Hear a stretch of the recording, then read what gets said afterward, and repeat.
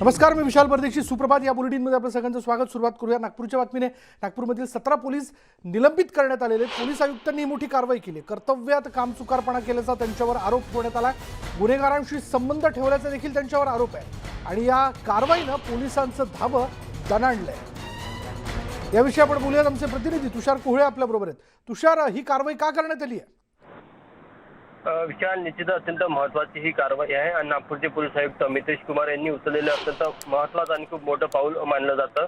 कारण की मध्यंतरीच्या काही काळामध्ये नागपूरमध्ये जो गुन्हेगारीचा ग्राफ वाढत होता किंवा गुन्हेगाराची जी तीव्र वाढली होती गुन्हेगाराच्या घटनेमध्ये, त्यामुळे निश्चितच नागपूर पोलिसांची खूप संपूर्ण राज्यामध्ये किरकिरी होत होती. त्यानंतर मग कुठेतरी नागपूर पोलीस आयुक्तांनी संपूर्ण पोलीस स्टेशनमध्ये किंवा वेगवेगळ्या स्तरावर कुठे कुठे चुका होत्या त्याचा शोध घेण्याचा जेव्हा प्रयत्न केला तेव्हा त्यांच्या असं लक्षात आलं की असे अनेक पोलीस अधिकारी आहे किंवा काही कर्मचारी आहे ते वारंवार सुट्ट्या घेतात. इतकंच नाही तर त्यांचे गुन्हेगारांसोबत सातत्याने संपर्क असतात. ऑन ड्युटी ते गुन्हेगारांसोबत फिरताना पाहायला मिळतात आणि अशा लोकांची यादी करण्यात आली आणि त्यामध्ये मग जे नेहमी गुन्हेगाराच्या संपर्कात राहतात, गुन्हेगारांना किंवा अवैध धंदे करणाऱ्यांना नेहमी मदत करतात, अशा लोकांची जेव्हा माहिती नागपूरच्या पोलीस आयुक्तांना मिळाली त्यानंतर त्या 17 पोलिसांवर निलंबनाची कारवाई करण्यात आली. नागपूरच्या वेगवेगळ्या पोलीस स्टेशनमध्ये विशेष करून गुन्हे शाखेमध्ये काम करणारे हे सगळे पोलीस आहे.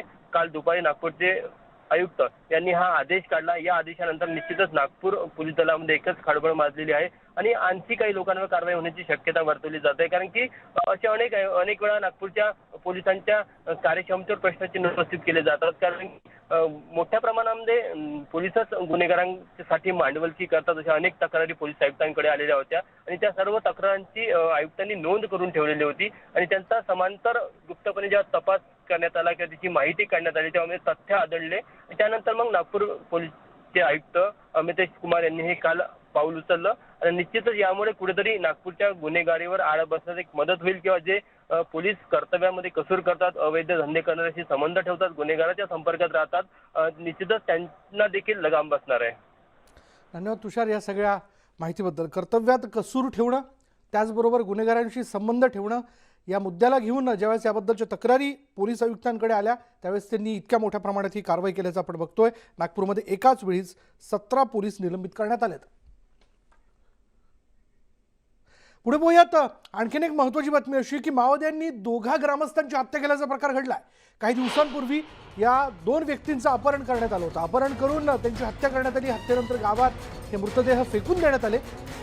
पोलिसांचे खबरी असल्याच्या संशयावरून या 2 ग्रामस्थांची हत्या झाल्याचं कळतंय. याबद्दल बोलूयात आपण. आमचे प्रतिनिधी महेश तिवारी आपल्याबरोबर आहेत. महेश, यापूर्वी देखील अशा प्रकारच्या घटना घडल्याचं आपण बघतोय. आता प्रश्न एवढाच आहे की हे थांबणार कधी, पण नेमकं काय घडलं? विशाल, असं आहे की एटापल्ली तालुका माओवाद्यांच्या कारवाया असलेला तालुका आहे आणि या तालुक्यात अलीकडे पोलिसांचा जो प्रेशर वाढलेला आहे त्यामुळे कुठेतरी आपलं अस्तित्व दाखवून देण्याचा माओवादी प्रयत्न करत आहेत. हेटरी उपविभागांतर्गत येणाऱ्या या ठिकाणी 2 गाव आहेत, झारेवाडा आणि दुसरं एक त्यापासून 2 किलोमीटर अंतरावरचं एक गाव आहे.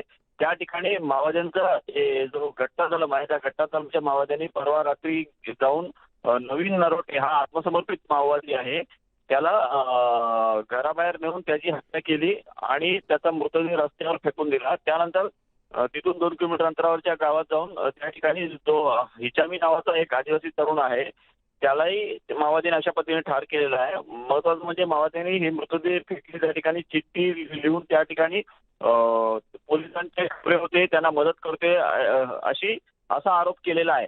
तर एकूणच पोलिसांची या मात्र भूमिका अशी आहे की हे कुठल्या पद्धतीने आमचे खबरे नव्हते आणि दुसरं म्हणजे निरपराध तरुणांना माओवादी मारून आपलं हे दाखवण्याचा प्रयत्न करतायत, ते आदिवासी जनतेचे विरोधक आहेत अशी प्रतिक्रिया पोलीस विभागाने दिलेली आहे. नवीन नरोटे हा आत्मसमर्पित माओवादी होता, म्हणजे माओवादी चळवळ सोडून हा मूळ प्रवाहात आलेला होता.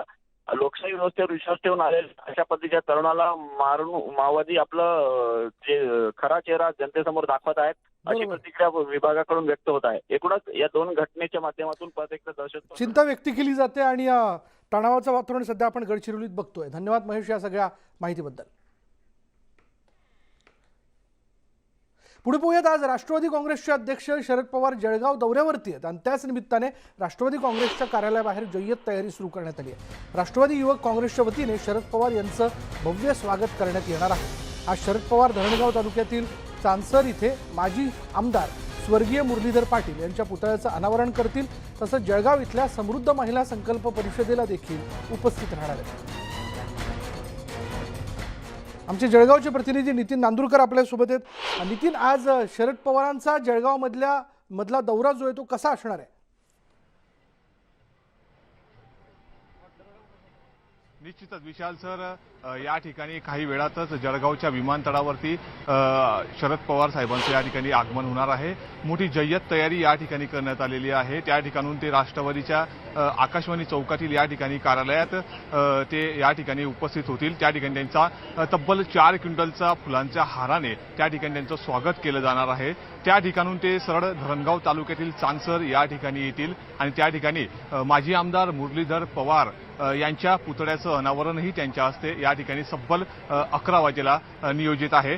त्यानंतर त्यांची सुरक्षा यंत्रणा मोठ्या प्रमाणात तैनात करण्यात आलेली आहे। या सुरक्षा यंत्रणेबाबत बोलायचं म्हटलं तर काल पोलीस अधीक्षकांनी स्वतः जे एसटीचे आंदोलक कर्मचारी आहे या आंदोलक कर्मचाऱ्यांसोबतही चर्चा करून कुठलाच अनुचित प्रकार या ठिकाणी दौऱ्या प्रकारे घडू नये याकरता चोख पोलीस यंत्रणा तैनात केलेली आहे। आणि त्या शरद पवार साहेबांसोबत जयंत पाटील असतील, दादा भुसे, प्राजक्ता तनपुरे आणि जिल्ह्याचे पालकमंत्री गुलाबरावजी पाटील हे देखील या कार्यक्रमाला उपस्थित राहणार आहे।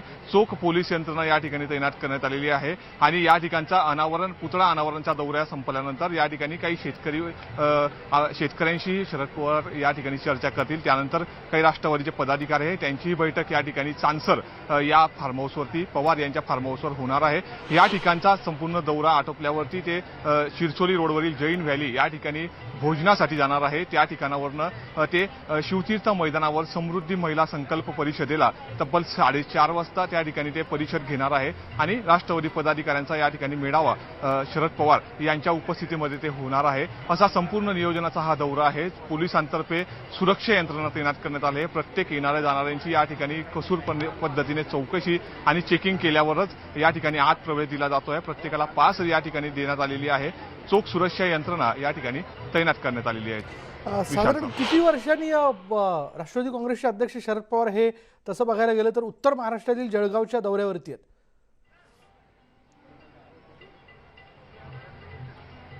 सर, जर बघायला गेलं तर तब्बल 3 वर्षानंतर शरद पवार हे जळगाव दौऱ्यावरती येणार आहे आणि या माध्यमातून कार्यकर्ते उत्साहित आहे। गेल्या काही वर्षांपासून कोरोनाचा लॉकडाऊन जर बघितला तर हा संपूर्ण लॉकडाऊन गेल्यानंतर या पहिलाच दौरा शरद पवार साहेबांचा या ठिकाणी जळगावात आहे। आणि जर बघितलं तर महाराष्ट्रातला अमरावती सोडला तर दुसरा दौरा हा जळगावातला त्यांच्या घरावरती हल्ला झाल्यानंतर दुसरा दौरा हा जळगावात मानला जातो। त्यामुळे संपूर्ण पदाधिकारी कार्यकर्ते कुठेतरी या ठिकाणी उत्साहाच्या भरामध्ये त्यांच्या जंगी स्वागतासाठी या ठिकाणी सज्ज झालेले आहेत।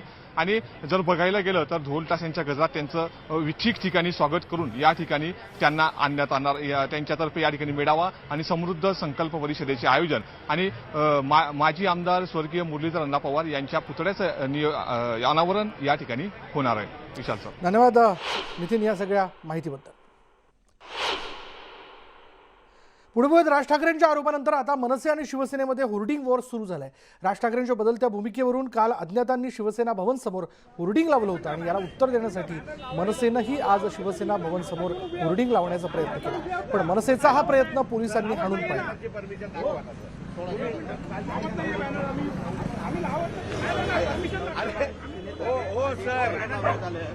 कालच्या दिवशी काही अज्ञात व्यक्तींनी शिवसेना भवन समोर राज ठाकरेंचं छायाचित्र असलेलं होर्डिंग लावलं होतं।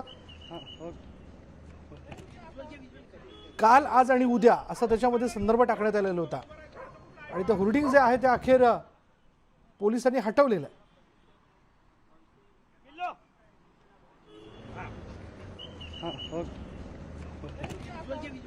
आता या होर्डिंगवरनं मनसे आणि शिवसेनेमध्ये चांगलीच झुंपली असं म्हणता येईल।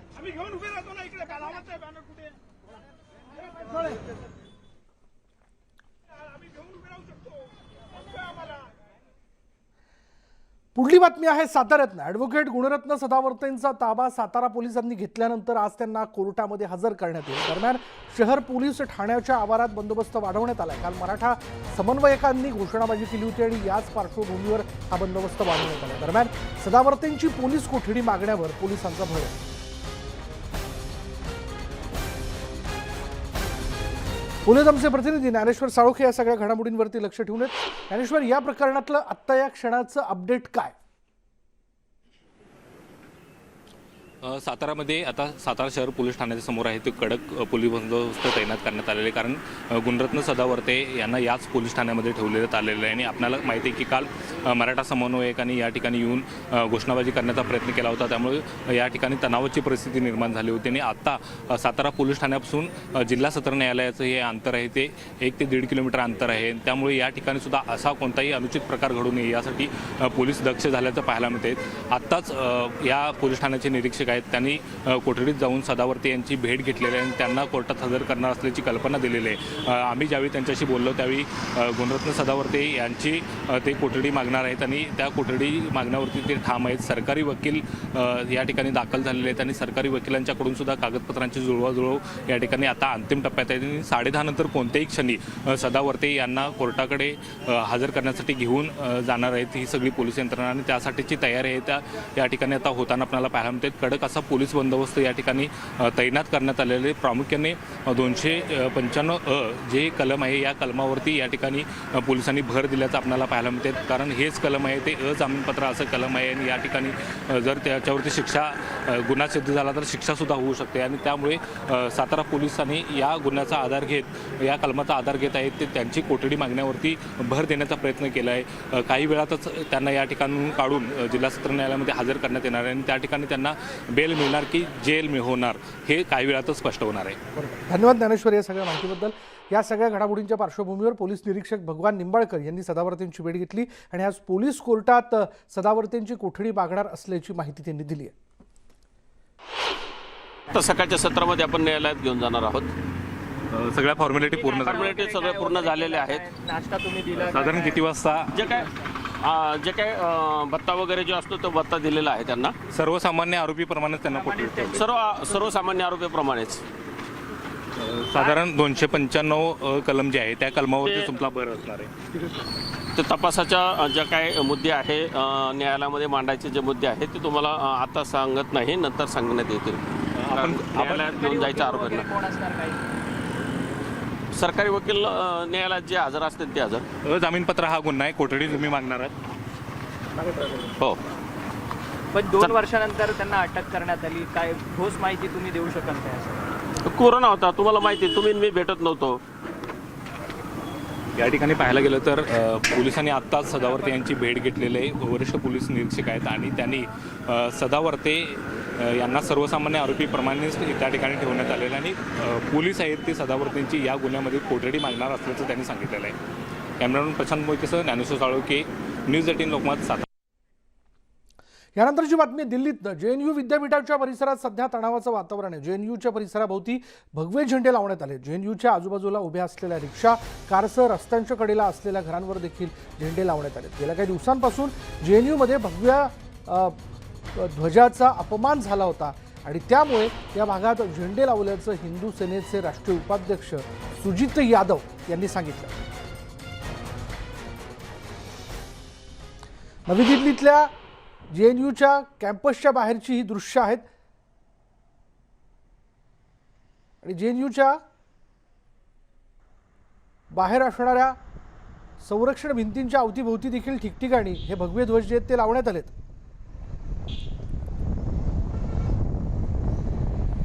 JNUच्या आजूबाजूला उभ्या असलेल्या रिक्षा, कारसह रस्त्याच्या कडेला असलेल्या घरांवर देखील हे झेंडे लावण्यात आले. गेल्या काही दिवसांपासून JNUमध्ये भगव्या ध्वजाचा अपमान केला जातोय आणि त्यामुळे या भागात झेंडे लावल्याचं हिंदू सेनेचे राष्ट्रीय उपाध्यक्ष सुजित यादव यांनी स्पष्ट केले. ठिकठिकाणी रिक्षाला देखील हे ध्वज लावल्याचं आपण पाहतोय.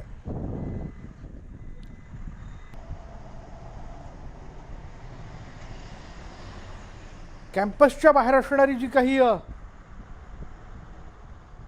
भिंत आहे त्यावरती देखील ठिकठिकाणी हे ध्वज लावण्यात आलेत. रिक्षा ज्या आहेत त्यावरती देखील ध्वज लावण्यात आल्याचं आपण बघतोय.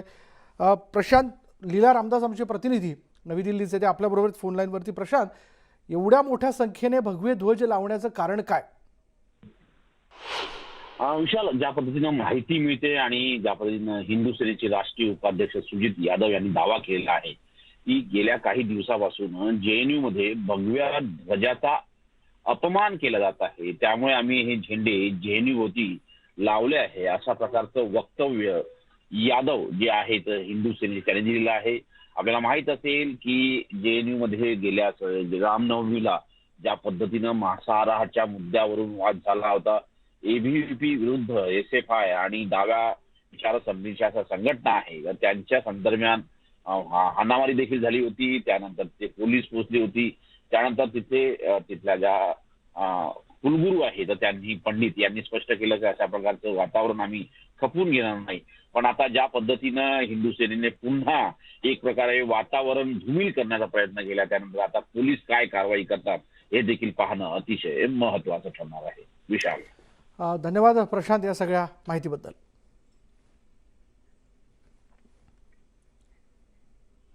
आणि यानंतर इथे वेळ झाली ब्रेकची. ब्रेक घेऊयात. पहा फक्त न्यूज 18 लोकल.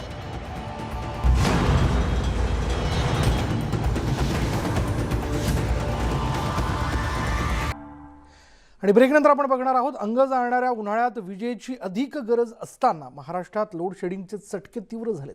विजेची वाढती मागणी, कोळसा टंचाईमुळे घटलेलं उत्पादन यामुळे राज्यात उन्हाळ्याच्या दिवसात लोड शेडिंग सुरू झालंय.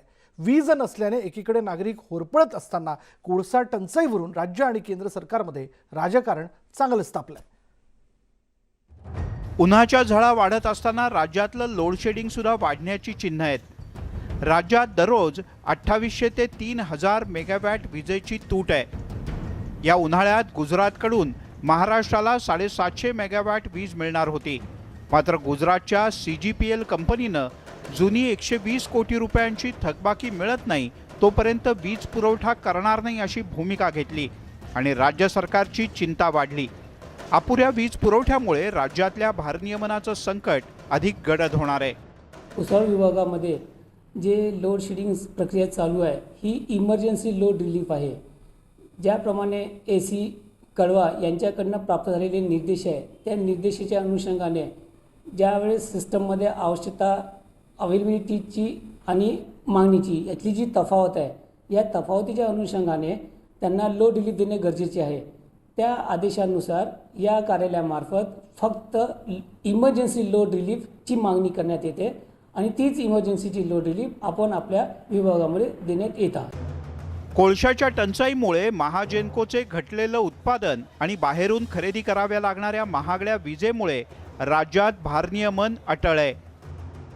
राज्यातल्या विद्युत केंद्रामध्ये कोळशाचा उपलब्ध साठा कमी होत चाललाय, त्यामुळे चिंता वाढली आहे. खापरखेड्यात अवघ्या 10 दिवसांचा, चंद्रपूरमध्ये 9 दिवसांचाच कोळसा शिल्लक आहे. तर पारस, परळी आणि भुसावळ विद्युत केंद्रामध्ये अवघ्या 2 दिवसांचाच कोळशाचा साठा उरला आहे. कोळशाच्या तुटवड्यावरून केंद्र आणि राज्य सरकारमध्ये आरोप प्रत्यारोपांच्या फैरी झडतायत.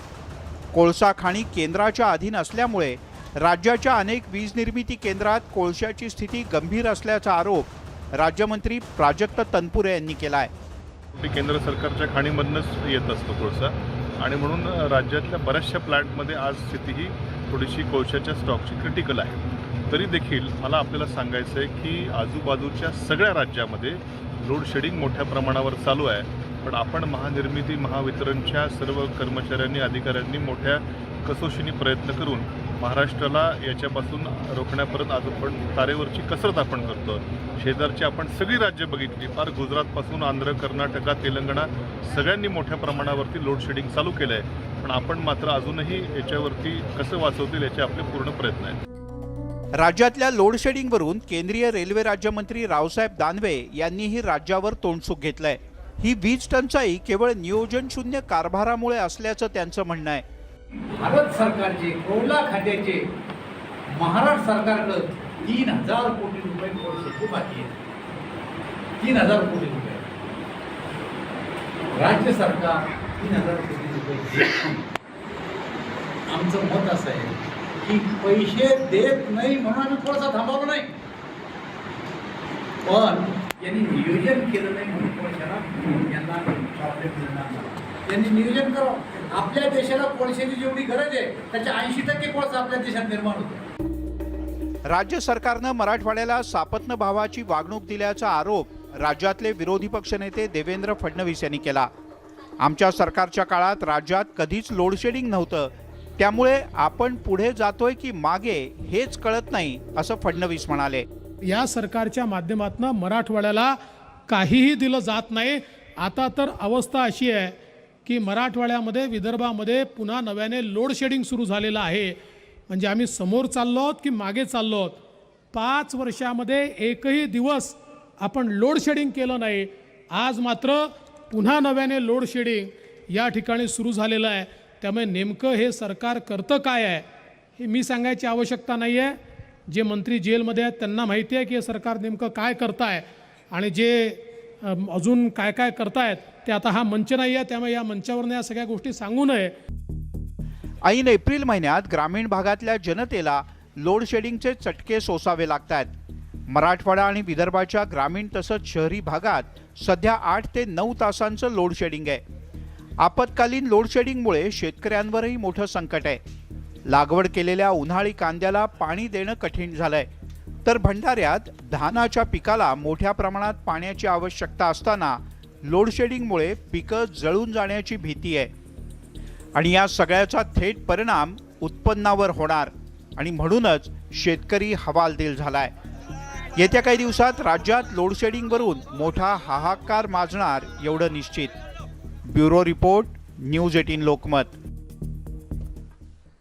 संपत आलेला कोळसा साठा आणि उन्हाळ्यामुळे वाढलेली विजेच्या मागणीमुळे राज्यावर लोडशेडिंगचं संकट घोंघावत आहे. अशात नागरिकांना दिलासा देण्याऐवजी नेते सध्या राजकारणात बिझी झालेत.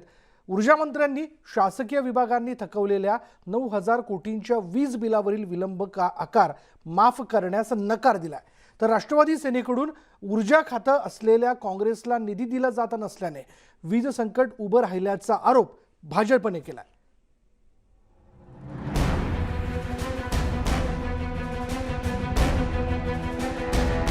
राज्यात ऊन तापत असल्याने घरगुती वीज वापरासह औद्योगिक आणि कृषी पंपाचा वीज वापर देखील वाढलाय.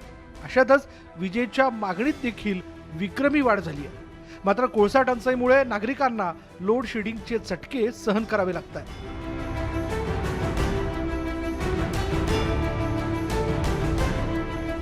अशातच आता महावितरणच्या वीज बिल थकबाकीवरून राजकारणाला सुरुवात झाली आहे.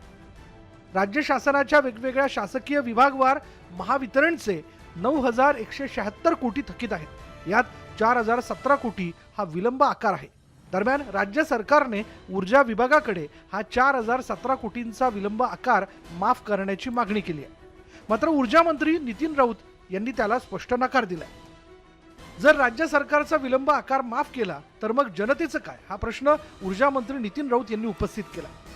अजून ग्रामविकास विभागाचा निधी आमच्याकडे आलेला नाही. 9,000 कोटीचा निधी आहे. राज्य शासनातले काही अधिकारी म्हणतात की या ठिकाणी जो ग्रामविकास विभागाचा आणि नगरविकास विभागाचा 9,000 कोटीचा निधी आहे त्याचं व्याज आणि विलंब आकार माफ करा. त्यामुळे राज्य शासनाला मी विनंती केली आहे की त्यांनी याचा पुनर्विचार करून जो निधी त्यांच्याकडे थकीत आहे तो त्यांनी आम्हाला द्यावा. महावितरणच्या थकीतमध्ये राज्य सरकारचा ग्रामविकास विभाग सर्वात आघाडीवर आहे. ग्रामीण विकास विभागाकडे महावितरणची 7,914 कोटींचं येणं थकीत आहे.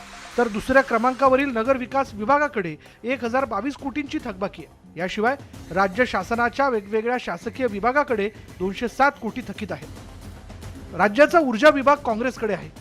जनतेचा रोष त्यांच्यावर निर्माण व्हावा यासाठी राज्य सरकारकडून ऊर्जा विभागाला पैसा दिला जात नसल्याचा आरोप भाजप नेते आणि माजी ऊर्जा मंत्री चंद्रशेखर बावनकुळेंनी केलाय. तसंच लोड शेडिंग बाबत केंद्राकडे बोट दाखवण्यात अर्थ नाही. महाविकास आघाडीतील वादामुळे लोड शेडिंग करावी लागत असल्याची टीकाही त्यांनी केली. काँग्रेस, राष्ट्रवादी काँग्रेस, शिवसेनेच्या तिघांच्याही वादामध्ये राज्य सरकार हे खातं काँग्रेसकडे असल्यामुळं त्यांना पैसे येत नाही. 20,000 कोटी रुपये थकीत आहे आणि त्यामुळं आजच्या आज राज्य सरकारने या कंपन्यांना 20,000 कोटी दिले पाहिजे आणि राज्य लोड शेडिंगच्या बाहेर काढलं पाहिजे. केवळ पैसा नसल्यामुळं या कंपन्याकडे कॅश फ्लो नसल्यामुळं राज्य लोड शेडिंगकडे चाललं आहे.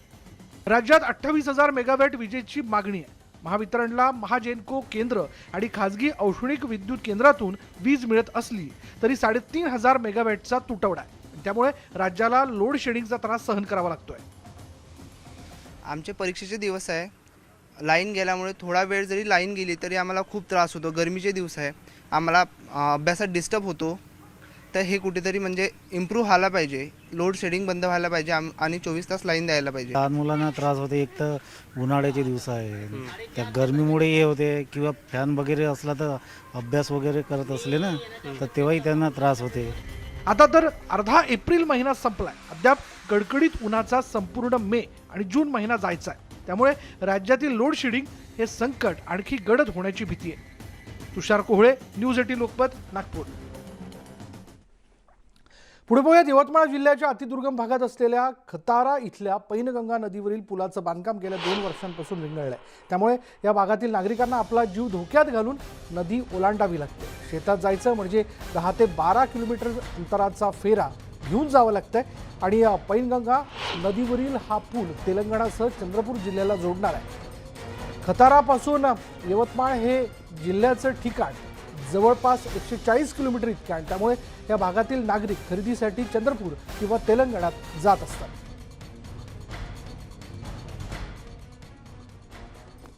बोलूयात आमचे प्रतिनिधी भास्कर मेहरे आता क्षणाला आपल्या बरोबर आहेत. भास्कर, या पुलाचं काम अजूनही पूर्ण का होऊ शकलं नाही आणि नेमकी यामुळे काय परिस्थिती निर्माण झाली आहे?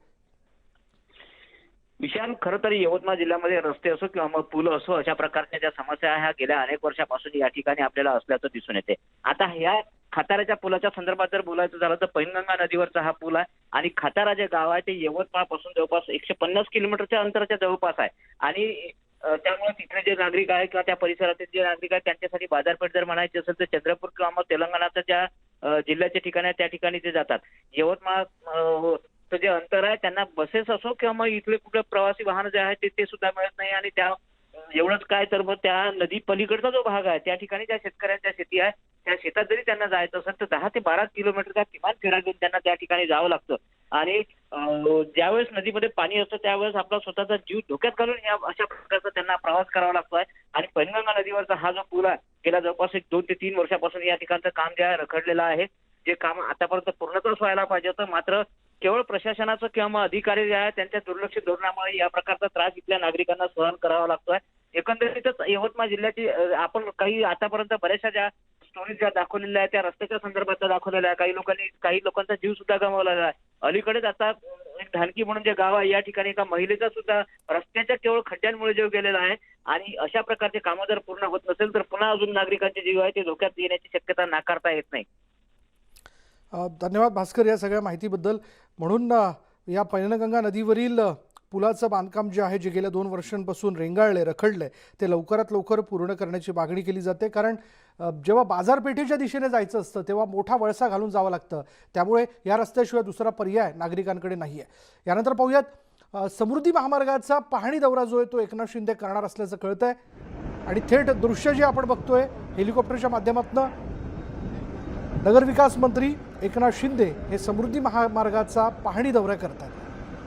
बोलूयात आमचे प्रतिनिधी सिद्धार्थ गोदाम आता क्षणाला आपल्याबरोबर आहेत. सिद्धार्थ, समृद्धी महामार्ग हा अत्यंत महत्त्वाकांक्षी महामार्ग म्हणला जातो आणि लवकरच तो सुरू व्हावा अशी मागणी आहे. या अनुषंगी आता एकनाथ शिंदेंकडनं या दौऱ्याचं नेमकं औचित्य काय?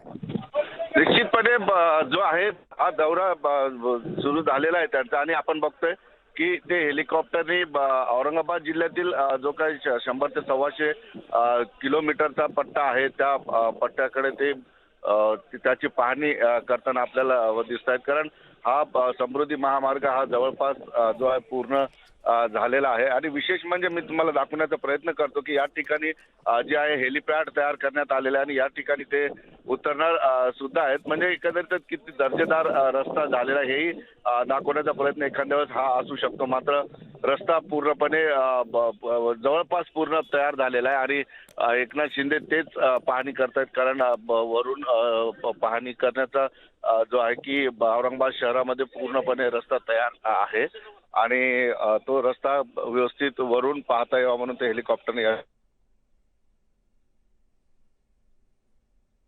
काही कारणास्तव सिद्धार्थचा संपर्क आपल्याशी तुटलाय. पण या दृश्यांमधून आपल्याला कळू शकतं की समृद्धी महामार्ग जो तयार करण्यात आलेला आहे तो थेट मुंबईपासून तर नागपूरपर्यंत असणार आहे. तो जवळपास पूर्ण होत आलेला आहे. त्याचं काम कशा पद्धतीचं झालेलं आहे, कुठे नेमके वेगवेगळे पॅचेस किंवा पॅकेजेस बाकी आहेत याची पाहणी करण्याकरता म्हणून खुद्द नगरविकास मंत्री एकनाथ शिंदे हे हेलिकॉप्टरमधनं औरंगाबादवरनं त्यांनी फ्लाय केलं आणि आता त्याची पाहणी करत ते पुढपर्यंत जाणार आहे. तिथून परत ते जिथून त्यांनी त्यांचं हेलिकॉप्टर निघालं होतं त्याच हेलिपॅडवरती पुन्हा एकदा ते हेलिकॉप्टर उतरवलं जाईल. महामार्गावरतीच हेलिपॅड जे आहे ते हेलिपॅडची आखणी करण्यात आलेली आहे आणि त्या माध्यमातून या महामार्गाचं काम हे 4 नाही तर 5 लेअर टेक्नॉलॉजीचं झालेलं आहे. म्हणजे हा रस्ता पुढील अनेक वर्ष अशाच पद्धतीचा राहील अशा प्रकारे याचं काम करण्यात आलेलं आहे आणि तेच या सगळ्या पाहणी दौऱ्याच्या माध्यमातून जाणून घेण्याचा प्रयत्न नगरविकास मंत्री एकनाथ शिंदे करणार आहेत. केवळ 6 तासामध्ये 6 ते 7 तासामध्ये नागपूर जे आहे या महामार्गावरनं गाठलं जाईल. पुढे बातमी आहे जळगावमधून. आज राष्ट्रवादी काँग्रेसचे अध्यक्ष शरद पवार जळगाव दौऱ्यावरती आहेत आणि त्याच निमित्ताने राष्ट्रवादी काँग्रेसच्या कार्यालयाबाहेर जय्यत तयारी सुरू करण्यात आली. राष्ट्रवादी युवक काँग्रेसच्या वतीने शरद पवार यांचं भव्य स्वागत करण्यात येणार आहे. आज शरद पवार धरणगाव तालुक्यातील चांसर इथे माजी आमदार स्वर्गीय मुरलीधर पाटील यांच्या पुतळ्याचं अनावरण करण्यासाठी जाणार आहेत. तसंच जळगाव इथल्या समृद्ध महिला संकल्प परिषदेला देखील ते उपस्थित राहतील.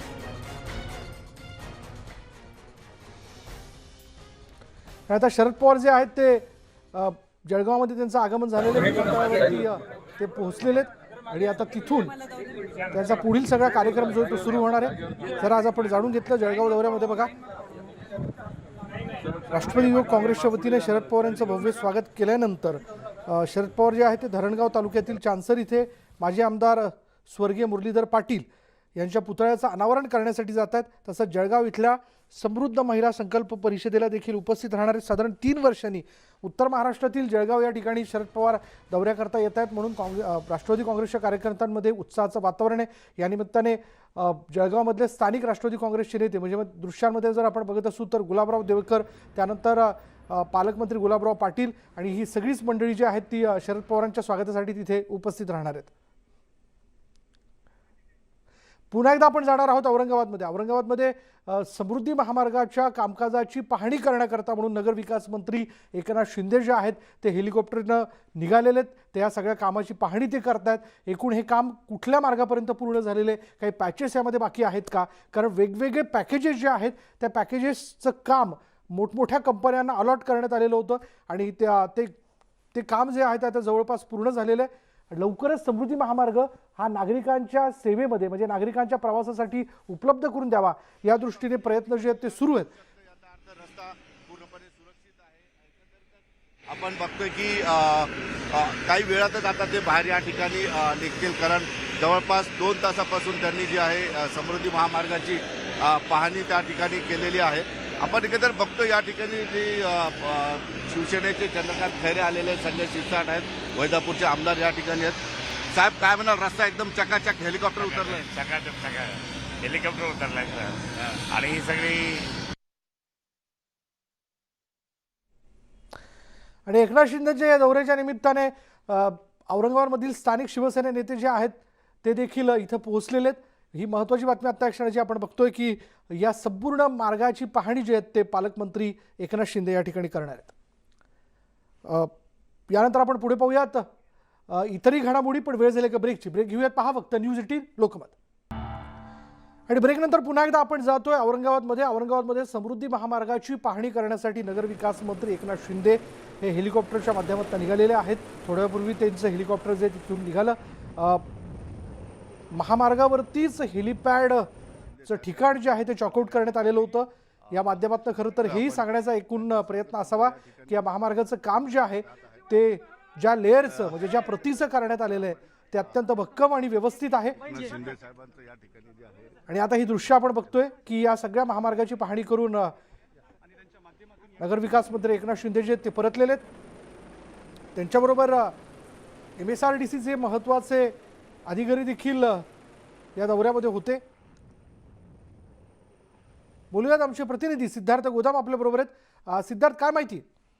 विशाल, समृद्धी महामार्गाची हवाई पाहणी केल्यानंतर त्यांचं एकनाथ शिंदे यांचं हेलिकॉप्टर जे आहे महामार्गावरच लँड करण्यात आलेलं आहे आणि त्यांच्याशी बोललं असं त्यांनी स्पष्टपणे सांगितलेलं आहे की येत्या 2 तारखेला कार्यक्रम आहे आणि मुख्यमंत्र्यांच्या हस्ते या महामार्गाचं जे आहे लोकार्पण केलं जाईल, एकनाथ शिंदे यांनी या ठिकाणी सांगण्यात आलेलं आहे. एकंदरीतच काय तर 2 तारखेसाठी भव्य दिव्य कार्यक्रम असेल, कारण मुख्यमंत्री स्वतः उद्धव ठाकरे या रस्त्याचं लोकार्पण करणार आहेत आणि विशेष करून बाळासाहेबांचं नाव या महामार्गाला असल्यामुळे शिवसैनिकांमध्ये त्यांच्या मंत्र्यांमध्ये एक वेगळ्या पद्धतीचा उत्साह या ठिकाणी दिसून येतोय. सिद्धार्थ, मी पुन्हा एकदा तुझ्याकडे येतो. आपल्या दर्शकांना आपण सांगूयात की आपण खरं तर समृद्धी महामार्गाचं काम सुरू आहे, ते लवकरच पूर्ण होईल हे ऐकत होतो.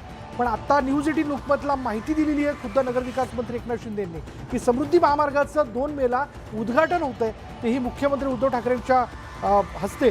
म्हणजे लवकरच नागपूरपर्यंत प्रवास करण्याच्या दृष्टिकोनातनं किंवा काही एक ठराविक टप्प्यापर्यंत जिथपर्यंत त्याचं काम पूर्ण झालं तिथपर्यंत प्रवास करण्याच्या दृष्टिकोनातनं हा महामार्ग आपल्यासाठी उपलब्ध लवकरच होणार आहे. परत एकदा जाऊयात सिद्धार्थकडे. सिद्धार्थ, निश्चितपणे विशाल 2 तारखेला त्यांनी स्पष्ट सांगितलेलं आहे की ज्या पद्धतीनं काही ठिकाणी 100% रस्ता तयार आहे, सगळ्या फॉर्मॅलिटीज पूर्ण झालेल्या आहेत आणि त्या ठिकाणी कसल्याही पद्धतीचे अडथळे नाहीत, असा रस्ता 2 तारखेला मुख्यमंत्र्यांच्या हस्ते त्याचं लोकार्पण करण्यात येणार आहे.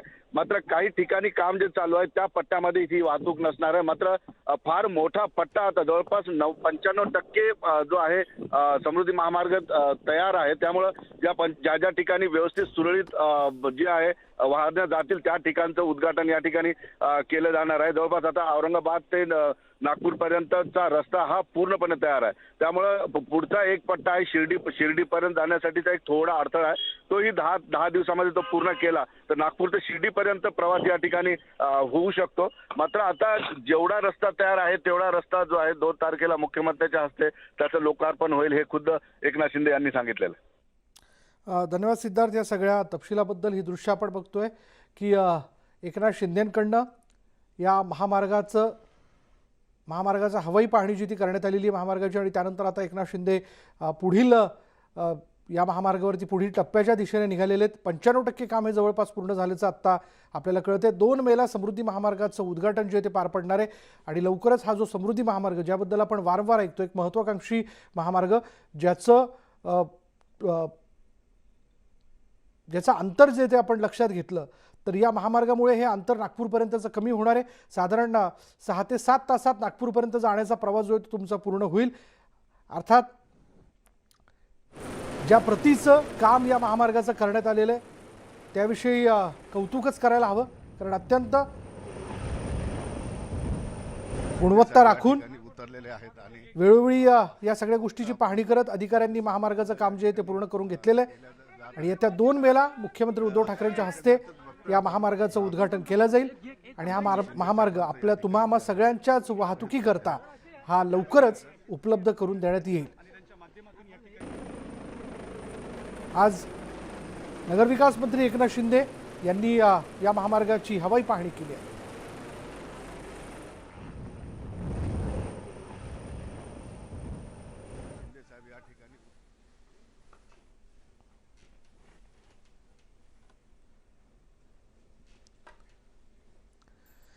यानंतर जाऊया जळगावमध्ये. आज राष्ट्रवादी काँग्रेसचे अध्यक्ष शरद पवार हे तब्बल 3 वर्षांनंतर जळगावच्या दौऱ्यावरती आहेत आणि त्याच निमित्ताने राष्ट्रवादी काँग्रेसच्या कार्यालयाबाहेर जय्यत तयारी सुरू करण्यात आली आहे. राष्ट्रवादी युवक काँग्रेसच्या वतीने शरद पवार यांचं भव्य स्वागत करण्यात येणार आहे.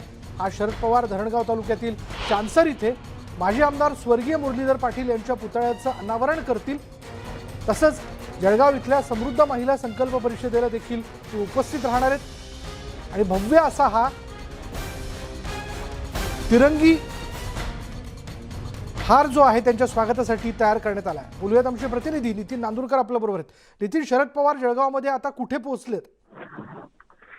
निश्चित सर, विमानतळावरनं ते या ठिकाणी चांचर येथे कार्यक्रमात येण्यासाठी निघालेले आहे. त्याआधी ते जळगावातील आकाशवाणी चौकामध्ये राष्ट्रवादी कार्यालयाच्या बाहेर त्यांचं जंगी या ठिकाणी स्वागत करण्यात येणार आहे. या जंगी स्वागतासाठी राष्ट्रवादी युवकच्या पदाधिकाऱ्यांनी त्यांच्यासाठी तब्बल 4 क्विंटलचा फुलांचा हार स्क्रीनच्या साह्याने त्यांच्या स्वागतासाठी या ठिकाणी तयार केलेला आहे. ते अवघ्या काही मिनिटातच या ठिकाणी आकाशवाणी चौकातील राष्ट्रवादी कार्यालयात येऊन त्यांचं जंगीत स्वागत झाल्यावरती ते धरणगाव तालुक्यातील चांसर या ठिकाणी येत्या अर्ध्या तासामध्ये पोहोचणार आहे. या चांसर या गावी माजी आमदार मुरलीधर अण्णा पवार यांच्या पुतळ्याचं अनावरण शरद पवार यांच्या हस्ते या ठिकाणी होणार आहे.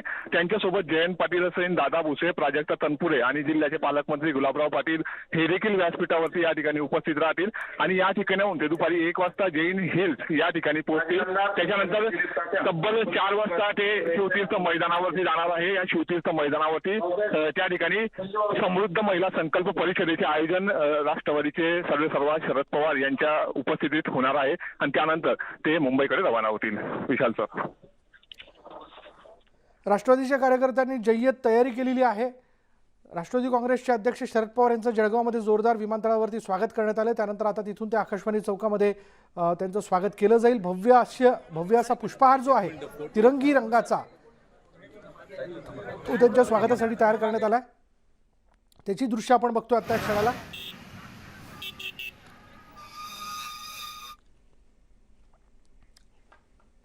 पुढे बघूयात पुणे जिल्ह्याच्या आंबेगाव तालुक्यातील नारोडी इथे संत ज्ञानेश्वर आणि मुक्तदेवीचा यात्रा उत्सव संपन्न झाला असून यात्रा उत्सवाच्या निमित्ताने भव्य बैलगाडा शर्यतीचं आयोजन करण्यात आलं होतं. यावेळी बैलगाडा मालकांनी मोठ्या संख्येनं शर्यतीत सहभाग घेतला होता.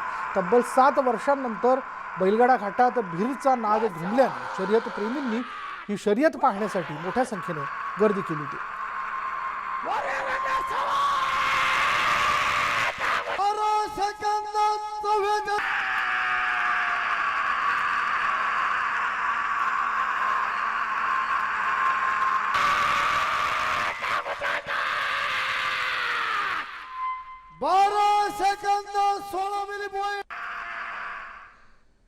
पुढे बोलत बैलगाडा हा ग्रामीण संस्कृतीचा वसा आणि वारसा आहे. याच संस्कृतीचं बैलांच्या मांडवासोबत एक आगळं वेगळं नातं आहे. वर्षानुवर्ष हे नातं जपणारे शेतकरी सुद्धा महाराष्ट्रात आहेत. पण काही शेतकरी यात मात्र अजूनही 4 पावलं पुढे जाऊन काहीतरी वेगळं करण्याचा प्रयत्न करतात.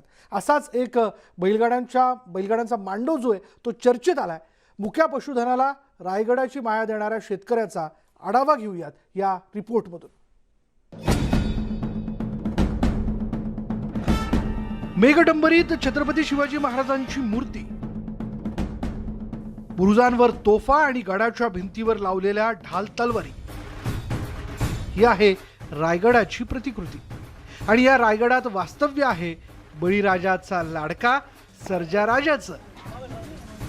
उन्हाळा सुरू झाला की बैलांसाठी शेतातच मांडव उभारण्याची प्राचीन परंपरा आहे. पण त्यातही आंबेगावच्या शिवाजी पवळे या शेतकऱ्यानं 1600 ज्वारीच्या पेंड्या, 300 बांबू आणि बांधणीला वडाच्या पारंब्यांचा वापर करत मोठ्या कल्पकतेनं स्वराज्याच्या राजधानीची प्रतिकृती साकारली आहे. बैलगाडा मांडवाच्या माध्यमातून आपण कडव्याचा आकार देऊन आपण गड किल्ल्यांची प्रतिकृती आपण तयार करू शकतो. आणि या माध्यमातून आपण बैलगाडा शर्यतीला सुद्धा ग्रामीण अर्थव्यवस्थेला चालना देण्यासाठी आपण त्या माध्यमातून आपण पुढच्या तरुण पिढीला एक संदेश देण्यासाठी, ऐतिहासिक जागृती होण्यासाठी म्हणून आपण हा बैलगाडा मांडव तयार करत असतो. बैलगाडा शर्यत हा शेतकऱ्यांसाठी केवळ छंद नाहीये. या शर्यतींमागे शेतकऱ्याचं आर्थिक गणितही अवलंबून आहे. मागच्या 7 वर्षांपासून बैलगाडा शर्यत बंद असल्यानं अनेकांसाठी बैलांचं संगोपन करणं अवघड बनलंय. पण अशाही परिस्थितीत अनेक शेतकऱ्यांनी पोटच्या पोराप्रमाणे बैलांचं जतन केलं.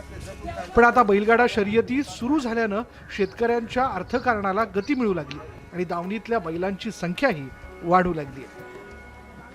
त्या ठिकाणी बनवलेला हा बैलांच्या संरक्षणासाठी, उन्हापासून संरक्षण करण्यासाठी बनवलेला मांडव अतिशय उत्कृष्ट प्रतिकृती बनवलेली आहे. गडकिल्ल्यांच्या पासून प्रेरणा घेऊन माननीय दिलीप शेठ पवळे यांनी बनवलेला हा मांडव नव्या पिढीला प्रेरणा देणारा आहे. शेतकरी असलेल्या पवळे कुटुंबाचं राहतं घरही साधंच आहे.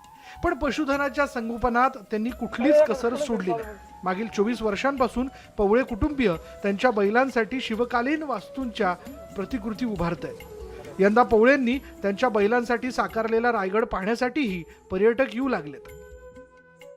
जनावरांसाठी केलेला हा मांडव हा पाहण्यासाठी आम्ही आज येथे आलेलो आहोत. आणि हे पाहत असताना दिलीप पवळे यांचं शिवाजी महाराजांविषयी असलेलं प्रेम आणि दरवर्षी ते त्या प्रेमाच्या माध्यमातून दरवर्षी गड किल्ल्यांची वेगवेगळ्या प्रकारची प्रतिकृती ते ह्या ठिकाणी सादर करीत असतात. बैलांच्या निवाऱ्यासाठी उभारलेली ही वास्तू पशुधनासाठी मायेची सावली तर आहेच, पण यातून शिवकालीन इतिहास उभा राहतो. हा रायगड महाराष्ट्रातील प्रत्येक शेतकऱ्याच्या मनातील त्याच्या लाडक्या बैलांप्रतीचं प्रेम आणि शिवरायांवरची श्रद्धा या दोघांचं मूर्त रूप आहे, एवढं निश्चित. रायचंद शिंदे, न्यूज 18 लोकमत, आंबेगाव, पुणे. यानंतर बघूयात राज्यात अपघातांचं प्रमाण वाढू लागलंय. अरुंद, निकृष्ट, तांत्रिकदृष्ट्या चुकीचे रस्ते हे अपघाताचं मुख्य कारण असलं तरीही वाहतूक नियमांचं उल्लंघन, बेदरकारपणे वाहन चालवणं अशी अनेक कारणं सुद्धा या अपघातांना निमंत्रण देतात. गेल्या काही वर्षातले आकडे पाहिले तर मुंबईचा रस्ता सुरक्षा धोक्यात आली आहे.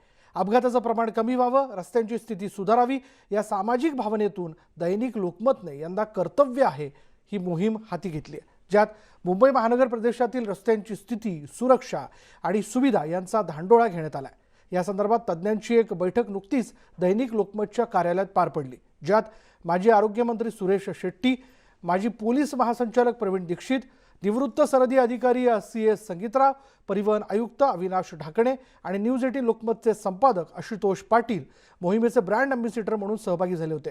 अपघाताचं प्रमाण रोखायचं असेल तर BMC, MMRDA, PWD, Mumbai police आणि वाहतूक पोलिसांमध्ये समन्वय असणं गरजेचं असल्याचं मत सर्व तज्ज्ञांनी मांडलं.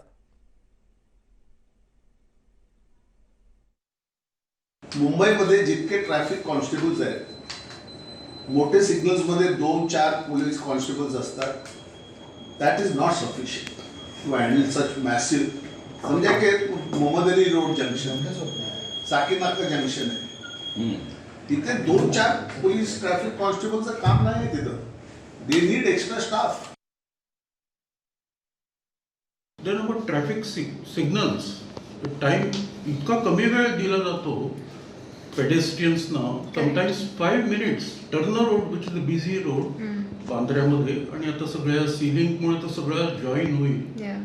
म्हणजे काय तुम्ही लोकांना काय, म्हणजे these are the basic problems. की लोकांना सेफ्टी असेल तर त्याच्याकरता तुम्हाला अनेक हे मेजर्स घ्यावे लागतील. मेट्रोच्या कामामुळे फुटपाथ गेले आणि इव्हन MMRD हेडक्वार्टर तिथे complete chaos. There is no safety for pedestrians anywhere. So government itself is responsible in many ways in creating hazards. आणि आता एक नजर टाकूया देशातील प्रमुख शहरांमधल्या आजच्या तापमानावर. आजचं तापमान.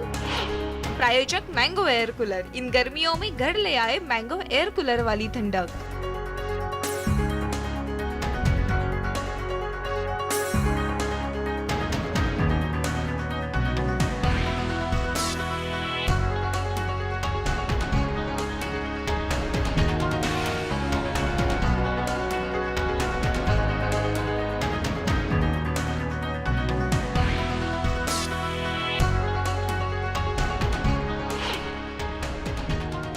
यानंतर मुद्दा महाराष्ट्राचा या बुलेटिनमध्ये इथेच थांबणार आहोत. पहा फक्त न्यूज 18 लोकमत.